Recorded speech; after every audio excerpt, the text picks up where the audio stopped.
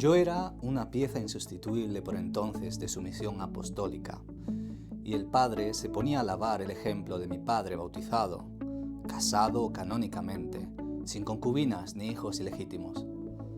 Virtudes que Dios sabía recompensar, pues había logrado ser emancipado pleno, posición que le permitía disfrutar de unas ventajas que los pertinaces infieles jamás alcanzarían.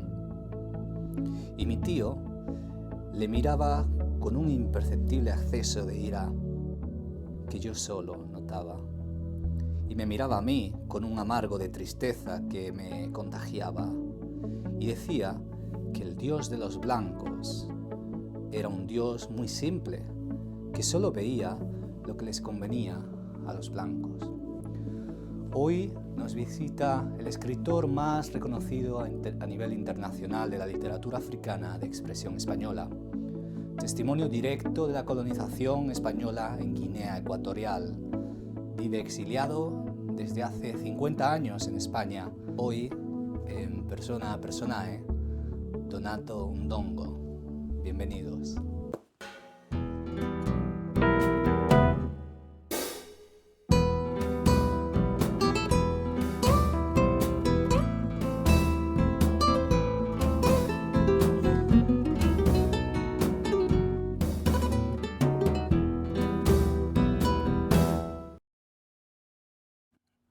Hola, buenas tardes, Donato Ndongo. Muchísimas gracias por estar hoy aquí con nosotros. Buenas tardes, muchísimas gracias, profesor, por haberme invitado. Ajá.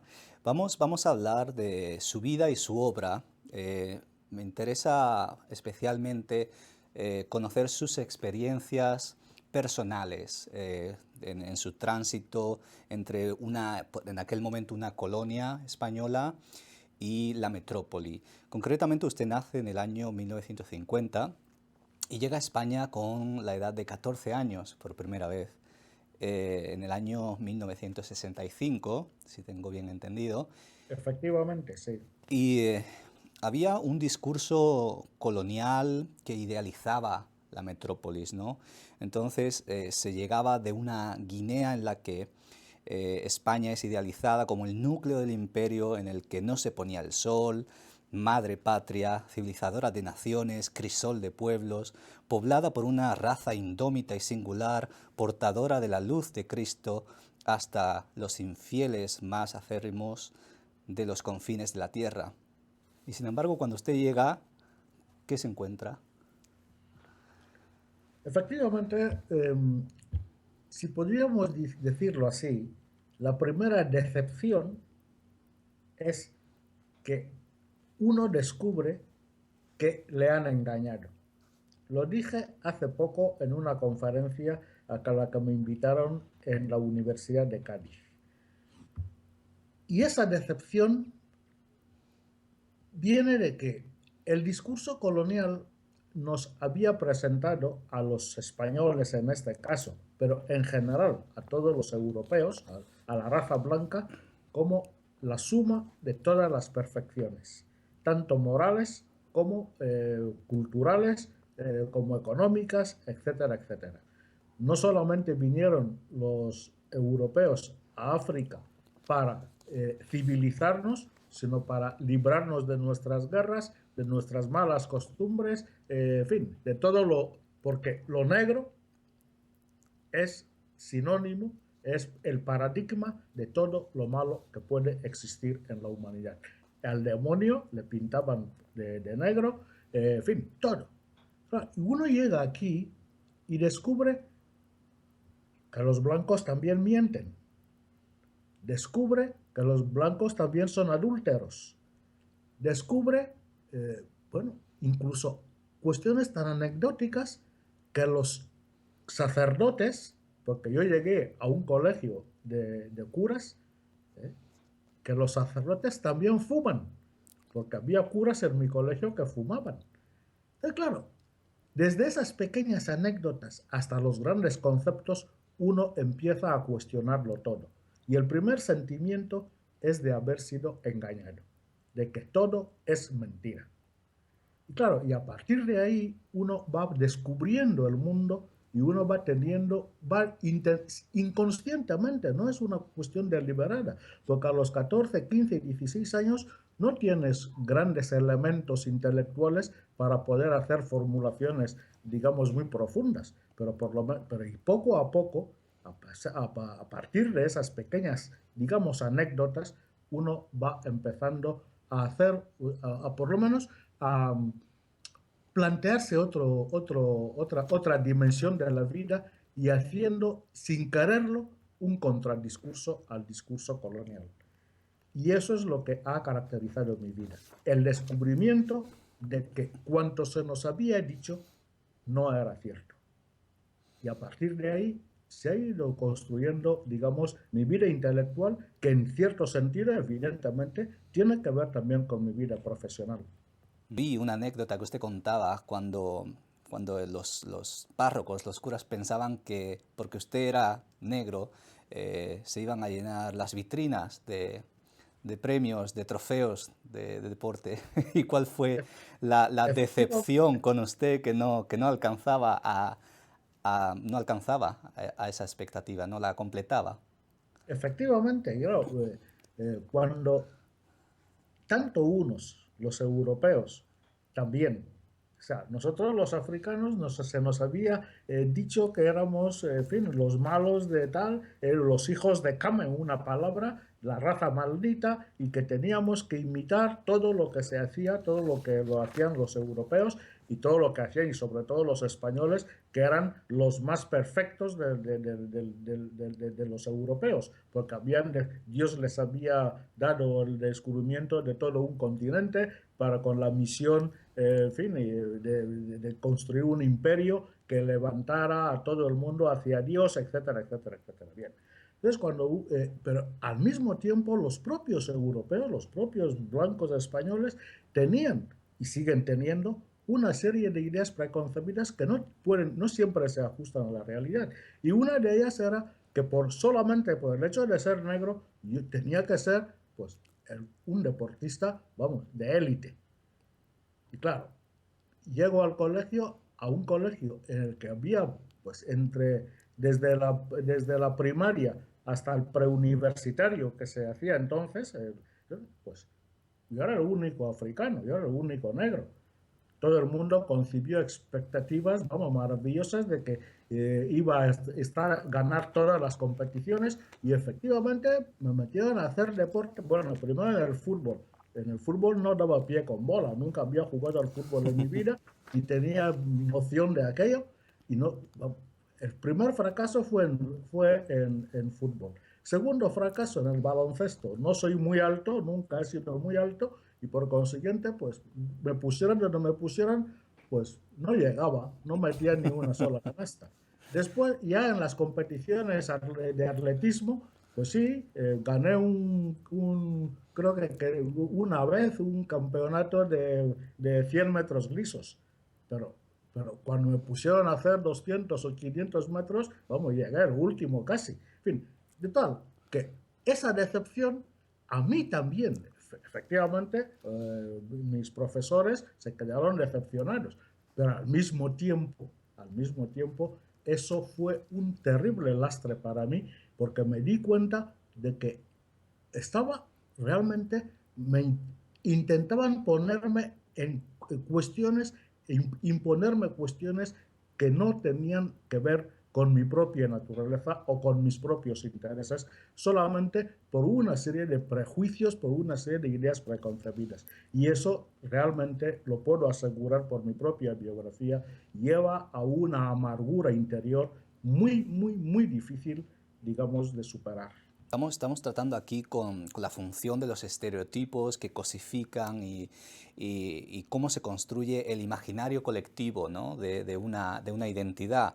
Y una cosa que sí se percibe es que esa decepción que usted mencionaba, si no se alcanza el objetivo de cumplir el estereotipo que se ha generado previamente, eh, esa decepción se transforma en rechazo. ¿Se sintió usted rechazado por el colectivo en ese momento y generó una ansiedad en usted? Era un niño en ese momento. Sí, sí, yo era un niño. Me sentí decepcionado, evidentemente, y- y percibí claramente la decepción, en fin, en los demás, tanto en mis compañeros como en mis profesores. Unos eran sacerdotes, otros no eran civiles, pero, por ejemplo, el profesor de gimnasia no era sacerdote, era un militar, aún me acuerdo de su nombre, y bueno, pero bueno, percibí esa doble decepción, pero al mismo tiempo, no puedo decir que se transformase exactamente en rechazo por una circunstancia, bueno, digamos también casual, porque sí destaqué en los estudios y durante algún curso yo figuraba en el cuadro de honor del colegio. Y en aquel momento ese tipo de cosas, pues, digamos, eran importantes y compensaban lo otro. Y por eso no llegué a hundirme ni en una depresión ni me sentí rechazado, puesto que en las demás cosas, no sé, en determinadas asignaturas destacaba, en fin, sacaba sus notas estupendas, aunque en otras, pues, lógicamente, iba más flojo, aunque nunca saqué una nota media inferior al notable. Y eso, pues lógicamente, hace que los demás te acepten de alguna manera y al mismo tiempo, en 1966 o 67, gané un premio nacional de redacción convocado para todos los colegios de España no sé, y me lo dieron a mí. Y claro, eso también me hizo una especie de, en fin, me catapultó a un cierto liderazgo entre mis compañeros de colegio. Ujú.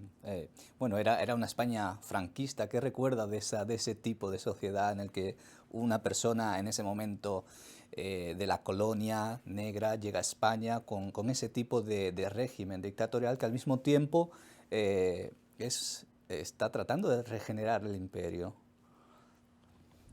Yo llego a España en un momento en que, digamos, el, el imperialismo español está dando sus últimos coletazos. Porque aunque la descolonización de Sáhara, que aún todavía inconclusa, fue posterior a la de Guinea Ecuatorial, puede decirse que Guinea Ecuatorial fue la última colonia de verdad de España.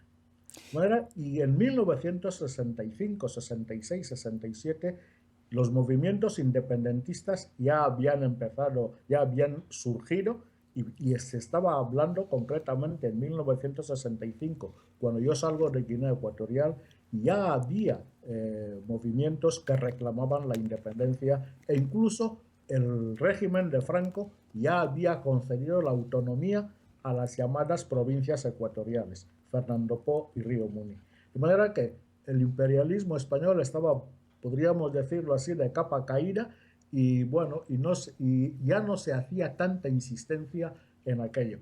Ahora, lo que sí querían, lo que sí percibí claramente, es que la intención del Estado español era hacer en poco tiempo lo que no había hecho durante casi 2 siglos, que es formar aceleradamente a una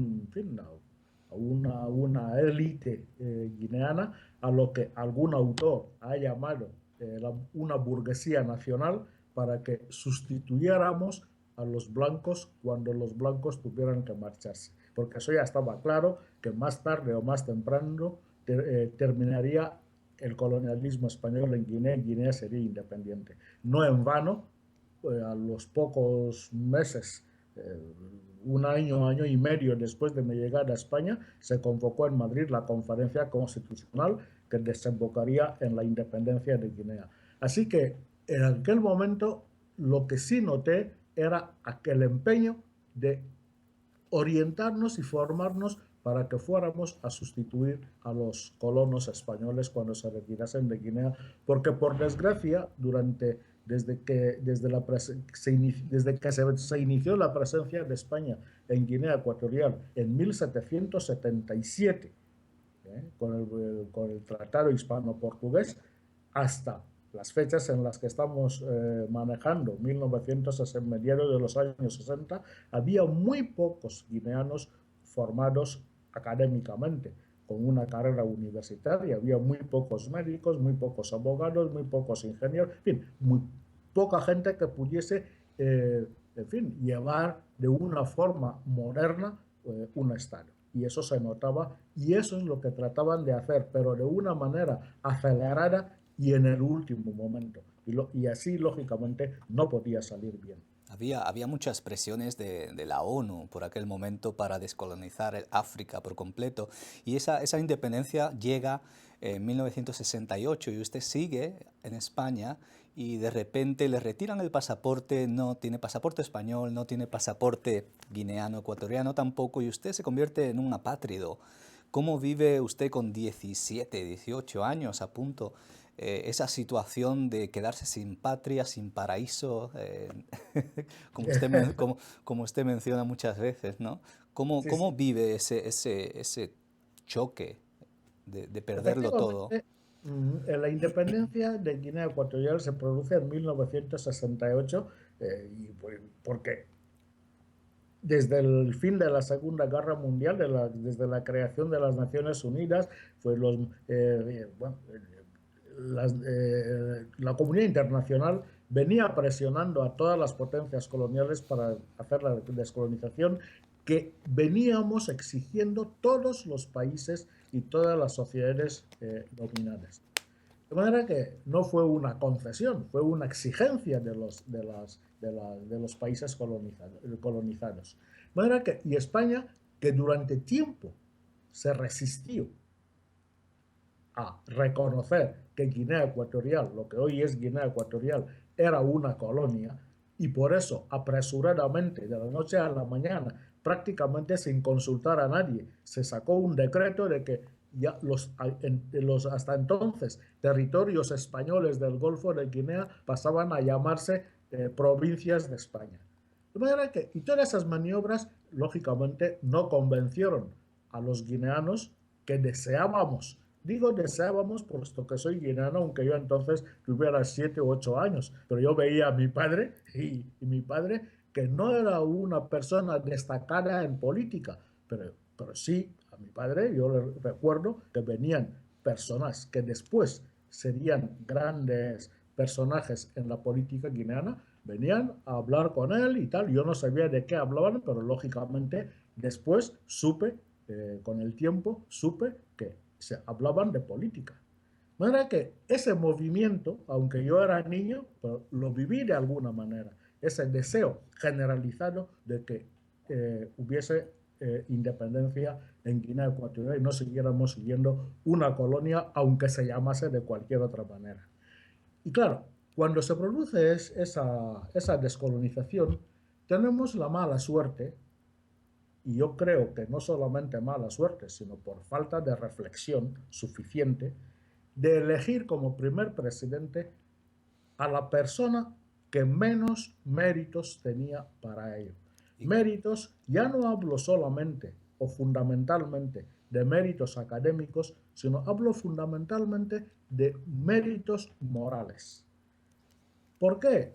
Porque conociendo bien nuestras culturas africanas, se puede decir que Francisco Macías, nuestro primer presidente, no era la persona más cualificada para regir los destinos de Guinea Ecuatorial, ni en ese momento ni en ningún otro. Claro, hacer ahora una biografía de Macías no es posible, pero simplemente mirando los 11 años de desgobierno en que nos dejó, pues se comprende fácilmente que no era la persona adecuada. Y muchas de esas cualidades que él demostró al llegar al poder, mucha gente ya las conocía, pero se disimularon, etcétera, etcétera, en fin. El caso es que fue elegido. Y al ser elegido, lo primero que hace es, bueno, llamar a todos los guineanos que estábamos fuera para que regresáramos al país. Llamamiento que a mí personalmente y a muchos otros guineanos que estábamos aquí, pues nos pareció pues, que no tenía sentido. ¿Por qué? Porque sacar a una persona que a un joven que está en primero, en segundo, en tercero de carrera para que vaya a Guinea a hacer no sé qué, que en Guinea no había ni una universidad, pues parecía un intento más, un mero intento de cortar nuestras carreras y obligarnos a secundar a un sistema y un régimen que ya en ese momento, a partir de 1969, de marzo de 1969, porque la independencia fue en octubre de 1968, apenas 5 meses después, en marzo de 1969, empezaron las masacres en Guinea Ecuatorial.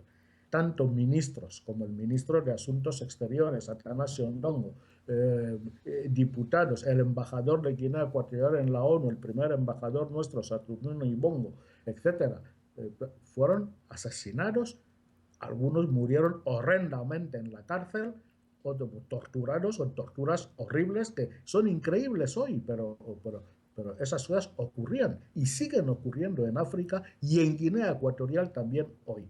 Entonces, cuando ves que el presidente dice que se vaya en nombre de un nacionalismo, pero ese nacionalismo al mismo tiempo está matando a las pocas personas en fin, médicos, los pocos médicos que había, los pocos ingenieros que había, los pocos, en fin, los maestros de escuela.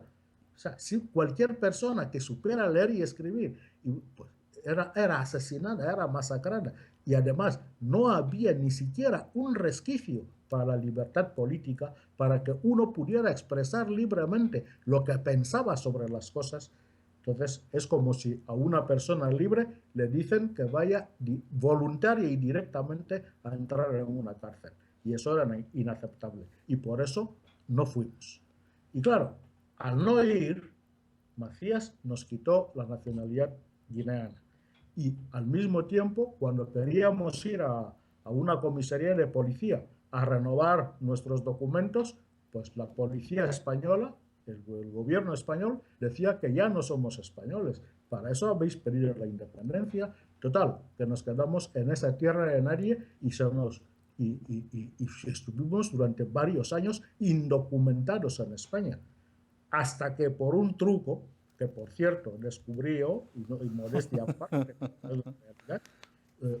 pudimos meternos en una categoría que llaman de apátrida, por lo menos para poder tener una documentación que acreditase nuestro nombre, porque el estar indocumentado durante varios años en un país extranjero, pues tiene muchísimos problemas. No puedes, no sé, desde alquilar un piso a ir a un hotel, yo qué sé, cualquier documento que quieras tramitar en la administración. No puedes sacarte el carnet de conducir, no puedes matricularte en una universidad, en fin, ni en una escuela, no puedes casarte. O sea, son muchos problemas por el vivir indocumentado.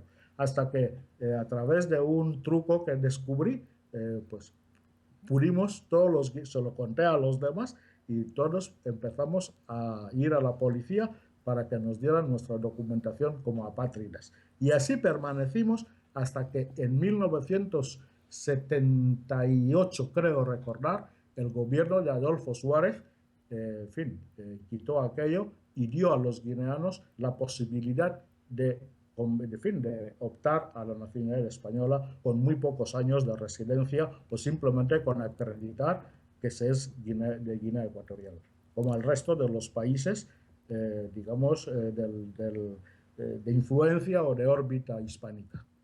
Fueron 11 años de triste memoria que aún no se sabe, no se escribe, no se sabe nada o casi nada en Guinea, ¿verdad? Todo se hace desde fuera porque el endemismo, entre otras cosas, lo que supuso fue, en palabras suyas, una devastación cultural absoluta.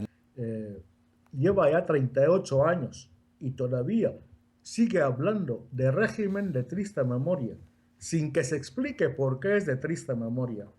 Porque en estos años, desde 1979 a 2016, hay toda una generación, gente que nació y gente que ahora tiene 38 años y no sabe lo que pasó en la época de Macías, pero se le habla del régimen de triste memoria y no se le explica por qué. Claro, eso tiene eso se debe a un factor, vamos, absolutamente elemental. Y es que en el llamado régimen de triste memoria, lo que no quiere que se sepa es que el viceministro de Defensa era Teodoro Obiang, el actual presidente. Y el ministro de Defensa era el propio Macías. De manera que y Obiang no solamente era el viceministro de Defensa, sino que tenía todo el poder posible en la isla de Bioko, antiguamente llamada Fernando Po, en la actual isla de Bioko, porque Macías se retiró de la isla, se fue a vivir a su país, a su pueblo, perdón, se fue primero a Bata y después se trasladó ya a su pueblo en Mongomo, en un pueblecito de Mongomo, y ahí y no volvió. O sea, Macías salió de Malabo, de la capital, en 1975 y no volvió a la capital hasta que después del golpe de Estado se le detuvo y se le llevó para ser juzgado y después fusilado. Y como he dicho, Teodoro Obiang, prácticamente todos, en fin, todas las personas más influyentes o las personas más importantes de ese régimen, pues todos fueron colaboradores directos de Macías. Por eso, para abreviar, siempre digo que no ha cambiado nada en Guinea Ecuatorial. Se fusiló a Macías, pero su espíritu pervive. Igual que he dicho muchas veces que el Franco murió en España en 1975. Pero Franco no ha muerto en Guinea. Si vemos la trayectoria y los usos y las costumbres de los gobernantes de Guinea Ecuatorial. Entonces, si mezclamos ambas cosas las tenemos en cuenta. Por un lado, que la tiranía de Macías, porque lo de Macías no era una dictadura, era una tiranía. Era peor que Calígula, peor que Hitler. En fin, los peores tiranos que se conocen, que Pol Pot en Camboya. Ese era el régimen de Macías. Idi Amin en África. Jean Bedel Bokassa en la República Centroafricana. Digamos, en esa categoría de tiranos entra Francisco Macías. Y claro, si tenemos en cuenta que esa tiranía no ha muerto, sino al tirano lo mataron, pero la gente, por como Macías declaró él mismo en el juicio que le hicieron, él era jefe de Estado, no era el jefe de cárcel. Él no ordenaba ni torturaba a la gente. ¿Quiénes ordenaban esas torturas? ¿Quiénes torturaban a la gente? ¿Quiénes asesinaban con sus manos a la gente? Pues esos torturadores y esos asesinos son los mismos que siguen malgobernando en Guinea Ecuatorial y por eso no quieren que todo eso se sepa. Y puedo, aparte, además de Teodoro Obiang, existen otros muchos nombres y los conocemos. Y todavía pasean por Malabo y son embajadores y son ministros o han sido ministros, en fin, y siguen ahí. Y eso es por eso es imposible que en Guinea Ecuatorial, hasta que esa tiranía, que sigue siendo la misma de Macías con otros personajes, no puede haber un ejercicio digamos, que nos permita superar tanto espiritual como físicamente aquellos 11 años de horror. Porque se superarán los 11 años de horror y cuando se pueda explicar libremente, con la libertad de expresión normal en cualquier país, no solamente en la esfera académica, sino también en la esfera social, en los bares, en las tertulias, tal. ¿Qué y quiénes fueron los protagonistas del régimen llamado de triste memoria? Y claro, no quieren que se escriba, no quieren que se hable, no quieren que se diga nada. ¿Y por qué? Porque están tratando de cubrir sus propias vergüenzas. Y si una persona como yo o como otros muy pocos hemos intentado, no por afán de venganza ni por radicalismo, simplemente escribir la verdad sobre aquel régimen, pues lógicamente somos, expulsados del país, nos persiguen y hacen cuanto pueden y pueden mucho para mantenernos en el silencio. Y en todo ese contexto y ese desgarro, sin embargo, lo que le hace escribir su primer relato es otra cosa. Usted tuvo un sueño que en realidad comenta que fue una pesadilla, que fue a raíz de la muerte, el fallecimiento de un grupo de senegaleses que trataban de cruzar clandestinamente hacia Francia. Y a partir de este momento es que usted comienza a reflexionar literariamente para vincularlo al discurso social y como herramienta de concienciación. Me parece un poco paradójico que no sea la situación de Guinea, sino... Voy a tratar de explicar el contexto en el que se produce esta primera obra literaria. En ese momento, bueno, desde la independencia, que como digo fue en 1968, y seguida 5 meses después por el inicio de la tiranía de Francisco Macías, cuyo primer acto fue expulsar a todos los españoles que había en Guinea. Claro, expulsó a todos los españoles en lo que ellos llaman la evacuación. Entonces, fue el 5 de marzo, hubo una serie de conflictos diplomáticos muy subidos de tono entre febrero, marzo y abril de 1969, que culminan con el éxodo, la expulsión de todos los españoles. Lógicamente, España, 5 meses antes, ahí están las hemerotecas para demostrarlo, había dicho al mundo entero que la de Guinea había sido una descolonización modélica, que España había alumbrado un nuevo país, había, en fin, con gente civilizada, falseando estadísticas, porque nadie puede creer que los discursos del vicepresidente entonces del gobierno de España, Luis Carrero Blanco, diciendo en las Cortes en 1900, en las Cortes españolas, en el Parlamento franquista, que el 90% de los guineanos saben leer y escribir, etcétera, etcétera, para encontrarnos unos meses después a unos analfabetos apaleando al primer blanco que encuentran por la calle. O sea, hay una contradicción ahí. Luego, todo ese tipo de manipulaciones se vinieron abajo en cuanto se confrontó con la realidad.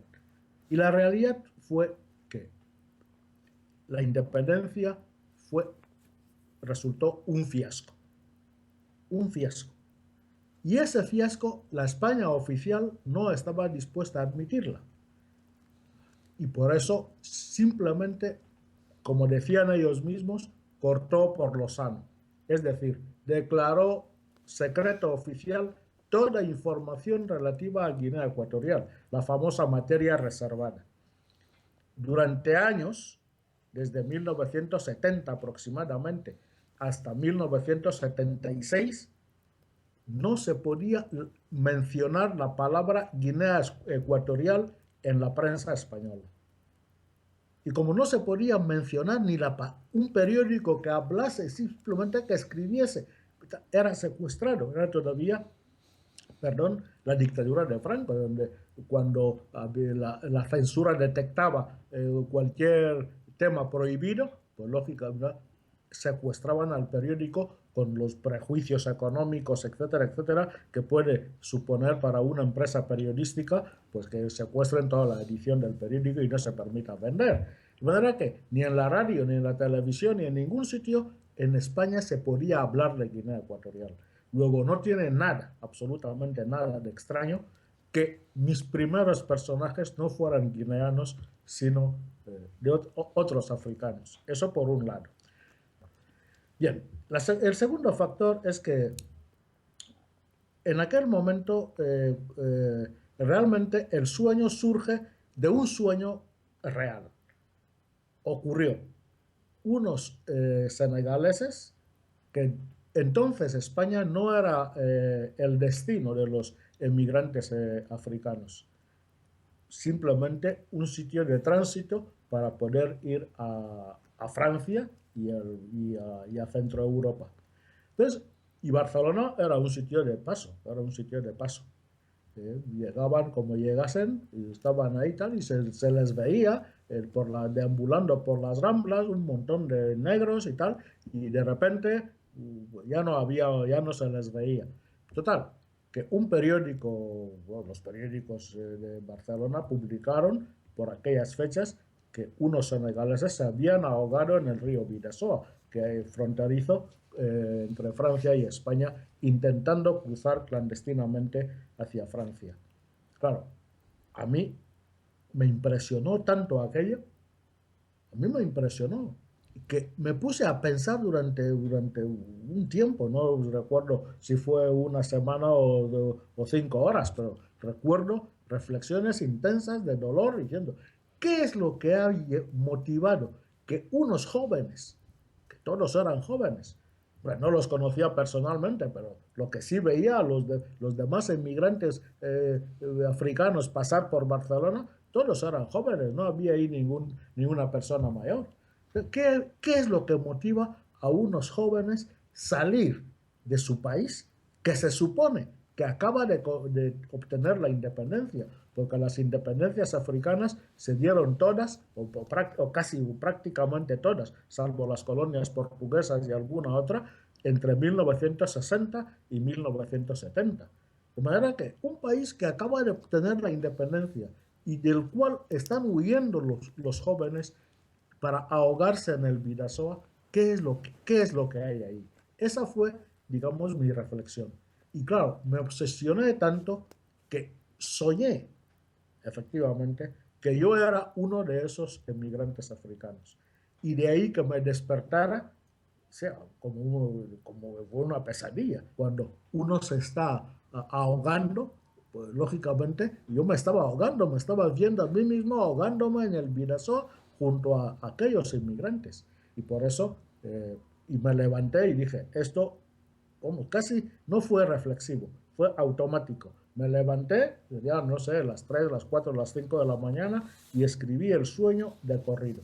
Y siempre lo he dicho, todo me salió tal como lo soñé, excepto el final. No había ninguna blanca a mi lado. Bueno, y usted tuvo ocasión de regresar a Guinea Ecuatorial en la década de los años 80 y estuvo allí un tiempo dirigiendo el Centro Guineo Hispano Ecuatoriano. Y cuando usted regresó, yo he leído en alguna entrevista que usted, eh, al regresar tras tanto tiempo, presenció espectros de seres humanos andando por las calles.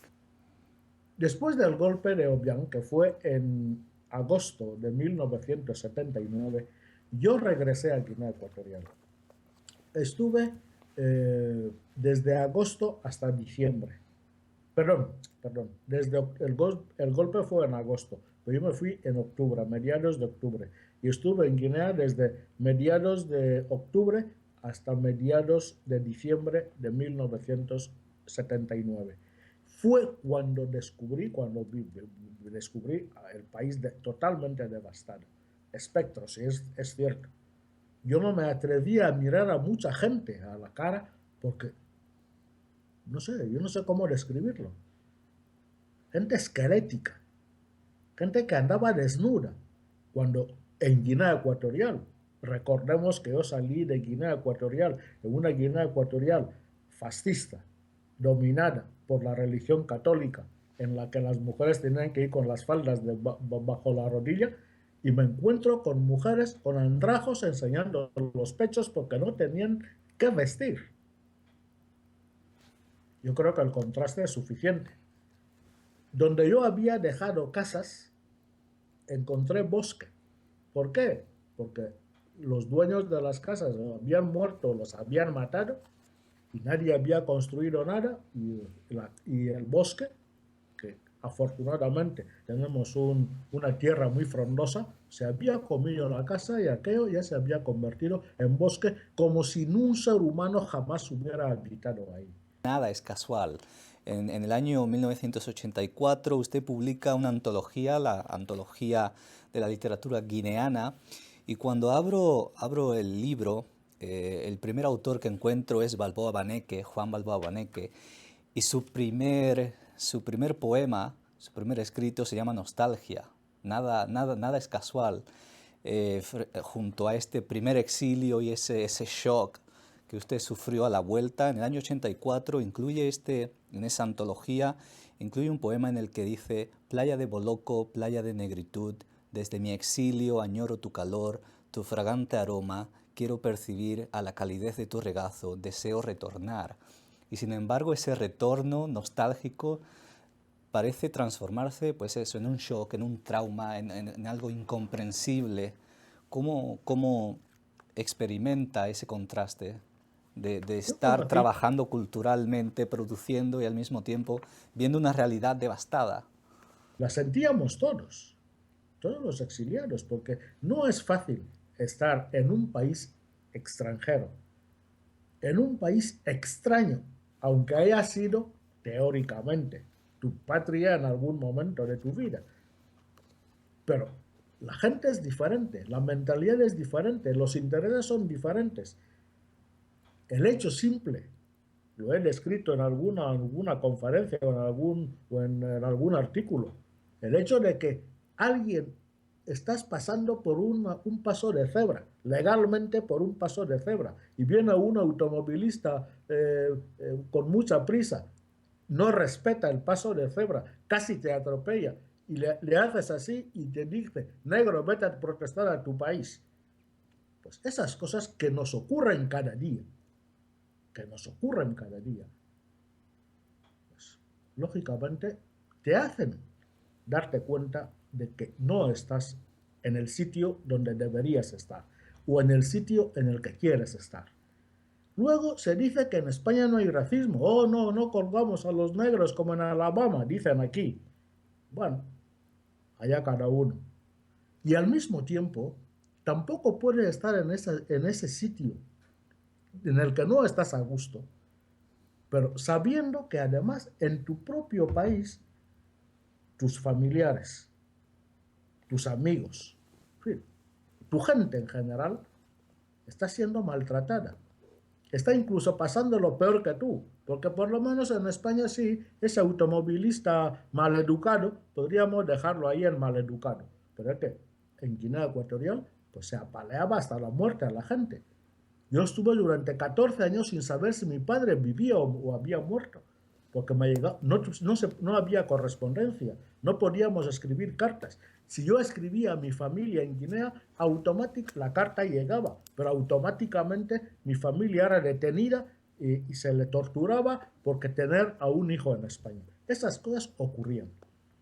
Luego, la nostalgia es perfectamente, digamos, está perfectamente legitimada y es perfectamente lógica. Y esa nostalgia la hemos sentido todos, aunque todos no hayamos escrito, la hayamos descrito en los mismos términos que Juan Balboa. Las tinieblas de su memoria negra. Y ese libro se publica a finales de los años 80, cuando ya España está integrándose en Europa y tratando de enterrar ese imperio y esa actitud colonial, aunque evidentemente siempre hay ecos y se mantiene, se transforma en otra cosa, en un paternalismo preeminente, ¿no? Y este libro, el personaje central no tiene nombre. Usted ha dicho múltiples veces que no se trata de un escrito autobiográfico, pero que sí podría tratarse de una, digamos, biografía o autobiografía de una generación entera. Igualmente podríamos hablar de los siguientes libros, pero am, sí que menciona que usted selecciona los nombres, los personajes por gente que conoce. Entonces, ¿dónde está ese equilibrio entre la autobiografía o hasta qué punto usted limita los factores autobiográficos? Yo dije una vez, creo que fue en Hofstra, en Nueva York, o no sé, en alguna universidad de estas americanas, de la que gracias a Dios me han invitado a muchas, les pedí al público que por favor que tuvieran compasión de mí, porque yo nunca me he acostado ni con un pato ni con mi tía, cosas que se describen en las tinieblas de tu memoria negra.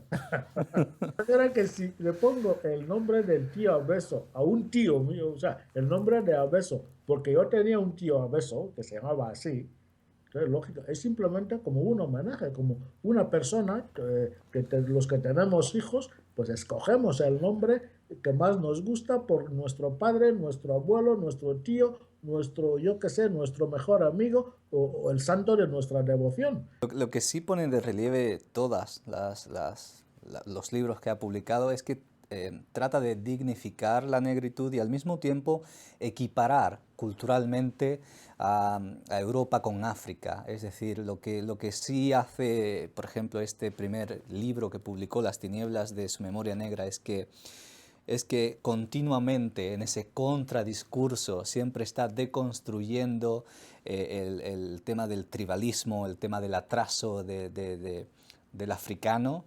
Y por ejemplo, en esa conversación que usted citaba antes, precisamente entre el tío Abeso y el párroco, ¿no? Y el niño traduciendo entre ambos, ¿no?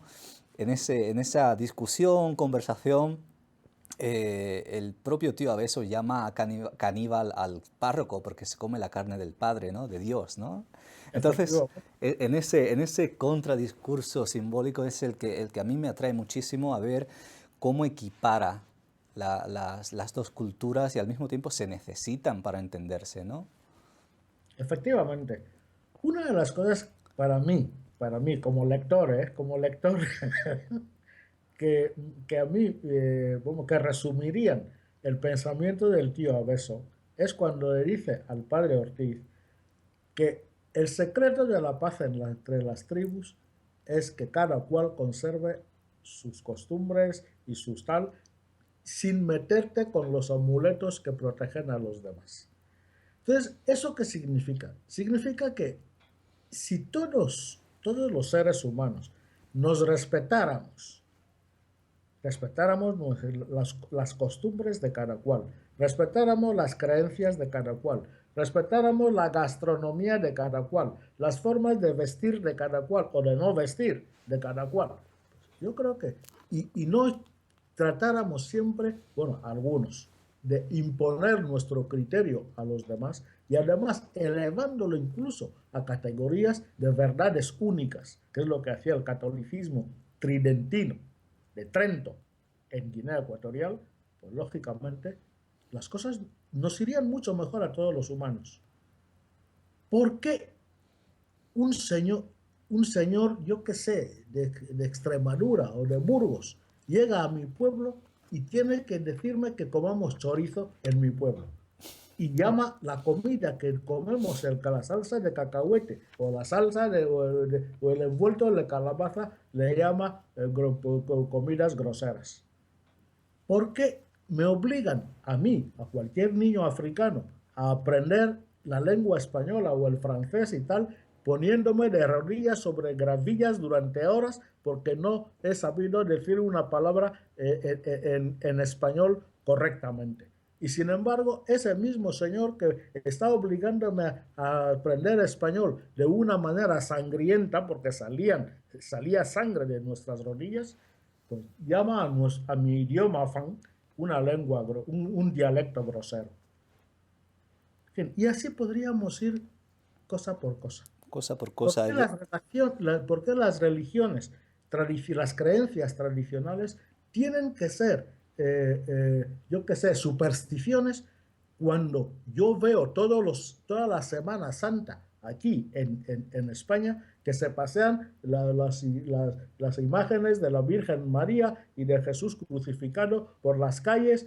Eso cualquier persona que no tenga la fe, es decir, porque yo supongo que se hace desde la fe, que yo respeto, pero cualquier persona ajena a esa fe podría pensar perfectamente que eso es una superstición. Cuando se invoca en Huelva y en otros sitios a romerías para que llueva en años que hay sequía en España, ¿eso acaso no es superstición? Cuando yo vivo en España y veo todos los días, que no me lo cuenta nadie, en fin, las diatribas que hay en Cataluña, ahora y en el País Vasco, ¿eso acaso no es tribalismo? Tribus contra tribus, lo catalogó. Tribus contra tribus. Las tribus de los catalanes contra la tribu de los castellanos. Eso no es tribalismo. Cuando se ve la guerra de Bosnia, que no hace demasiado tiempo, unos contra otros, ¿eso no, acaso no es tribalismo? En Bélgica, aunque no ha llegado todavía a las manos, espero que nunca, en fin, los balones contra los flamencos, ¿aquello no es tribalismo? ¿Por qué siempre se tiene que decir que el tribalismo en África cuando en todo el mundo se producen ese tipo de situaciones? Ese es el contradiscurso que yo quisiera que simplemente se reflexionara sobre él. ¿Por qué los mismos fenómenos humanos se producen en muchas partes del mundo? Pero en África son especialmente peyorativos. ¿Por qué? ¿Solo porque somos negros? Se preguntaría un ingenuo. ¿Me entiende, no? Así que por eso yo creo que, y el problema de los europeos, lo he dicho muy recientemente en alguna conferencia, es que no conocen su propia historia. O la han edulcorado tanto que se creen sus propias mentiras, sus propias edulcoraciones. Sin embargo, ese discurso nuestro de que simplemente queremos ser exactamente iguales que los demás, pues todavía sigue siendo hoy un discurso subversivo para según qué mentes. Cheve bien podría reescribir aquello diciendo las cosas siguen desmoronándose. Siguen desmoronándose. Yo concibo, siempre lo he dicho, la literatura como un ejercicio de reflexión y como también una propuesta a la acción. Porque si nos quedamos solamente en la belleza por la belleza, pues nos quedamos simplemente viendo Lawrence de Arabia como una obra, una película magnífica. Pero si también pensamos, por ejemplo, si leemos libros como los de los afroamericanos, James Baldwin, por ejemplo, o yo qué sé, o cualquier afroamericano, el primero que se me ocurre ahora es James Baldwin. O sea, esos libros son los que luego han llevado a movimientos importantes que han llevado a una reforma social radical en Estados Unidos hasta el punto de que el actual presidente de Estados Unidos es una persona que no es de raza blanca y anglosajón. Si no hubiera sido por los libros de Baldwin, por ejemplo, ahora mismo hay un escritor, Ralph Ellison, una novela para mí magnífica que se titula El hombre invisible. Si no hubiera sido por novelas como El hombre invisible, o las novelas de Baldwin, o del teatro de Leroy Jones, etcétera, etcétera, pues lógicamente el movimiento por los derechos civiles, yo diría que casi no hubiera existido. Y sin embargo, son cosas importantes que han llevado luego a una toma de conciencia, y esa toma de conciencia ha llevado a transformaciones sociales. ¿Qué diría que ha cambiado tras la escritura de, por ejemplo, Las tinieblas? Las tinieblas de tu memoria negra ha aportado además una cosa que a mí me parece importante, que ha levantado un debate sobre la colonización española en Guinea. Y ese debate me parecía necesario, puesto que después de los años de materia reservada en los que no se podía hablar de Guinea Ecuatorial en España, vino una especie de explosión. O sea, todo el mundo quería saber, pero al mismo tiempo de una manera superficial.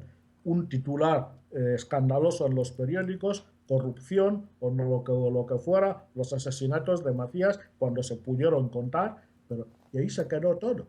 No ha habido una reflexión profunda sobre la colonización española en Guinea. Ha habido alguna película, por ejemplo la de Cecilia Bartolomé, que ella misma me confesó, Lejos de África se llama, ella misma me confesó que se le había ocurrido hacerla después de leer Las tinieblas de tu memoria negra. De manera que, y ese ejercicio es el que a mí me interesa. Y desde luego, desde su publicación, se están multiplicando, digamos, los estudios sobre Guinea Ecuatorial y en particular sobre la colonización española en Guinea Ecuatorial, estudios, muchos de ellos muy buenos, estudios críticos muy buenos, que yo creo que sin las tinieblas no existirían. Y sobre todo también se está revisando el papel que España debe jugar en Guinea Ecuatorial y el papel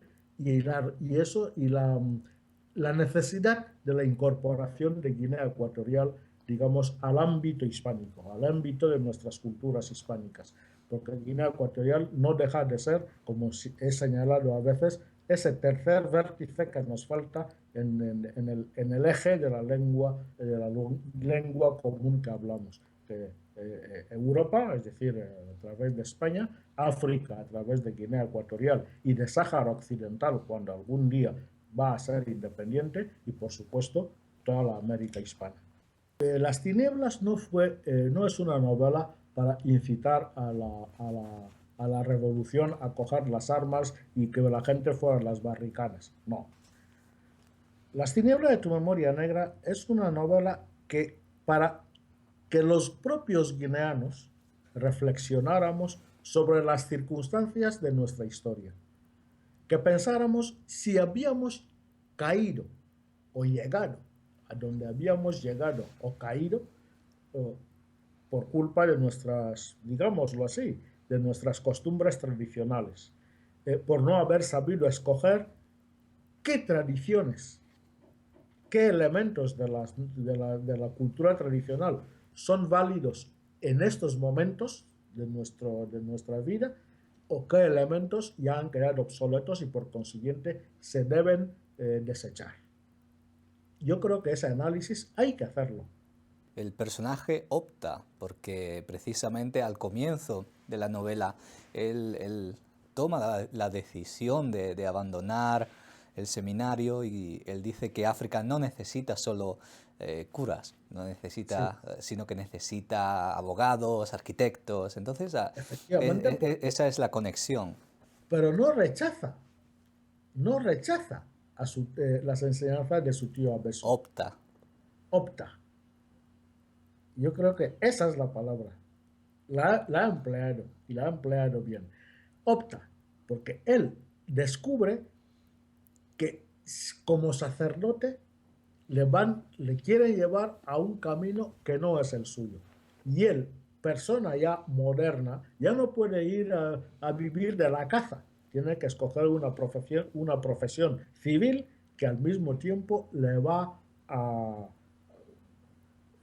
a servir para que mejoren las condiciones políticas, económicas y sociales de su propia sociedad. Por eso opta por estudiar Derecho. ¿Qué cambios percibe usted entre esa primera obra de las tinieblas y esta segunda de los poderes de la tempestad?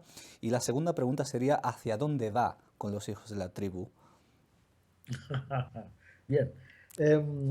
Hombre, los cambios son evidentes en cuanto uno se acerca a las dos novelas, ¿no? Puesto que en Las tinieblas de tu memoria negra el personaje es un niño y la acción se desarrolla en la época colonial. Sin embargo, en Los poderes de la tempestad el personaje ya es un adulto, se ha casado, tiene una hija y regresa a Guinea Ecuatorial después de la independencia. De luego, cambia completamente, aunque el personaje sea el mismo. Ahora, el mismo personaje es el que terminará finalizando la trilogía. Por eso no sería una trilogía, sería otra cosa, como hice con el metro, que se me cruzó por la cabeza cuando y tal, y preferí sacarme antes esa idea de la cabeza. Y escribí el metro, y algún despistado incluso ha llegado a escribir que es la tercera parte de la trilogía, pero en fin, cosas que escriben por ahí.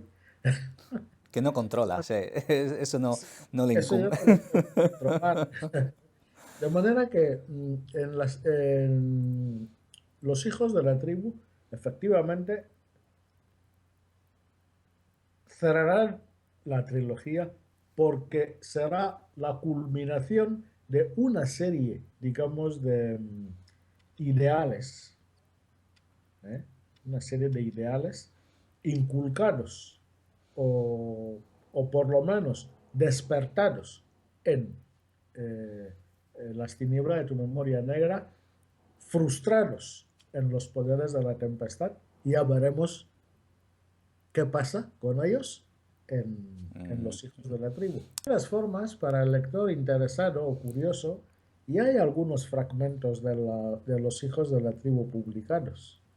Porque a veces, me pidieron un relato para un libro una antología de literatura guineana que publicó una profesora de la Universidad de Iowa que se llama Elisa Arizo. Publicó esa antología en la UNAM, en la Universidad Nacional Autónoma de México, hace unos años. Y ahí les envié el primer capítulo, el capítulo 0 de Los Hijos de la Tribu. Se puede leer en español y se puede leer también en inglés, porque ese mismo capítulo, ya en inglés, fue publicado por una revista de la Transition, creo que se llama, pero no recuerdo qué universidades, pero en cualquier caso una universidad de Estados Unidos. La revista se llama Transition. Y bueno, con un muy buen prólogo, o sea, muy buen estudio, más que prólogo, un buen estudio que se lo recomiendo a todo el mundo, que me hizo un profesor de Harvard que se llama Brad Epps. Sí. Ese capítulo ya se puede leer en inglés y en francés. Luego, también se puede, otro de los capítulos, no es el segundo necesariamente, pero otro de los capítulos se ha publicado solamente en inglés en una revista de Nigeria, de una universidad de Nigeria, y la universidad se llama Kwara State, y ahí me pidieron un relato, que por cierto me han dicho que le gustó mucho a Wole Soyinka, que escribe en ese mismo número de esa misma revista, y ahí también, ahí aparece, como digo, un capítulo de Los Hijos de la Tribu, pero lo publiqué en forma de relato, con el título de La mirada de Niña Tasia. Se puede ver en la esta de la de Kwara State University de Nigeria. Espero que pueda volver a Guinea en algún momento no muy tardío y que esa nueva novela que cierre la trilogía, que nos tiene un poco en ascuas, aunque podamos leer alguna cosa, algún tráiler, ¿no? Sí. Esperemos que salga todo. Muchas gracias por su tiempo y sobre todo por su claridad, su dedicación y su pasión, que creo que es lo que transmite, ¿no? En todo momento, por su tierra, por África, no solo por Guinea, sino yo creo que usted es continentalista, ¿no? Defiende la identidad africana, no solo guineana, y eso pues le agradezco mucho todo ello.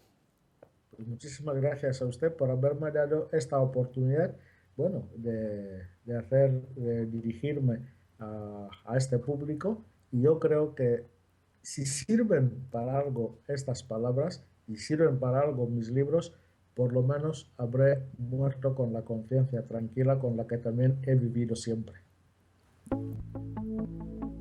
¿Quién pudiera olvidar el encanto de un trino dulce en la madrugada? ¿Quién pudiera olvidar el esplendor de la luna brillando en el cielo oscuro? ¿Quién pudiera olvidar? Borracho de ternura, llamé a ti, amiga mía, cuando los llantos suspiran en mi recuerdo. Palabras en el tiempo. ¿Cuántos poemas han escrito al mar? ¿Cuántos al amor, a tus ojos, a tus labios, a ti? Yo no quiero escribir hoy sobre nada, solo acariciar tu recuerdo.